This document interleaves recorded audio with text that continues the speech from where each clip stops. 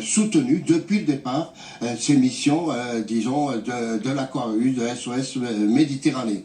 Et aujourd'hui, on se retrouve dans la même situation qu'il y a quelques semaines, où l'Italie et Malte refusent d'accueillir des personnes qui sont en danger, des familles, des femmes, des enfants, dont la dimension humanitaire doit prendre le pas sur tout le reste. Et comme président, je suis pas directeur du port, je suis président du port de cette sud de France. Eh bien oui, dès que j'ai connu cette situation, j'ai fait savoir que le port de Sète avait les capacités pour accueillir à n'importe quel moment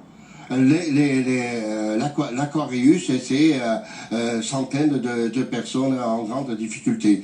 Voilà quelle a été ma démarche. Bien sûr, il faut que les autorités françaises nous le permettent, parce que on peut pas accueillir sans avoir l'accord et l'aval des autorités françaises. Jean-Claude Guessot, si le gouvernement vous dit oui, imaginons cette hypothèse dans les heures qui viennent, dans quel délai pourriez-vous accueillir le navire ? Ben,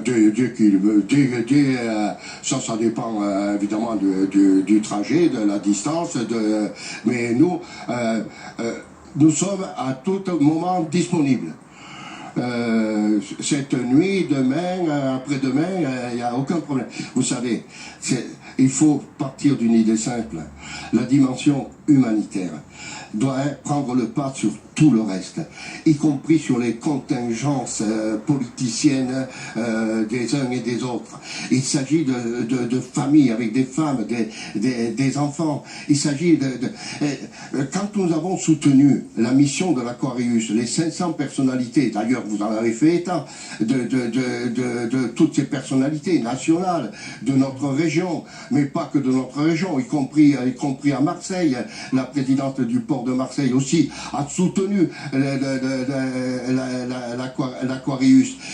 Quand nous avons pris cette décision, une seule chose nous a guidés: avoir une attitude humaine, une attitude responsable, et puis ne pas vivre, ne pas donner l'image d'une France repliée sur elle-même, qui rejette les autres. Vous savez, c'est de Sète qu'est parti l'Exodus. L'Exodus, ce navire où les rescapés de la Shoah, eh bien, sont allés vers leur terre promise, comme il disait.